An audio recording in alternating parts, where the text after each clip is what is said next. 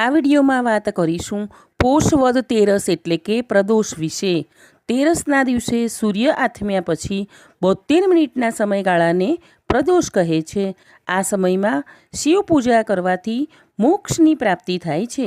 પંચાંગ મુજબ પોષ વદ તેરસની તિથિ તારીખ 15 જાન્યુઆરી 2026ને ગુરુવારના રોજ રાત્રે 8:16 શરૂ થશે, જે તારીખ 16 જાન્યુઆરી 2026ને શુક્રવારના રોજ રાત્રે 10:21 સમાપ્ત થશે।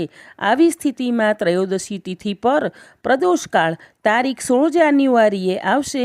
તેથી પ્રદોષનો ઉપવાસ તારીખ 16 જાન્યુઆરી 2026ને શુક્રવારે કરવો યોગ્ય રહેશે, એટલે કે શુક્ર પ્રદોષ વ્રત રહેશે।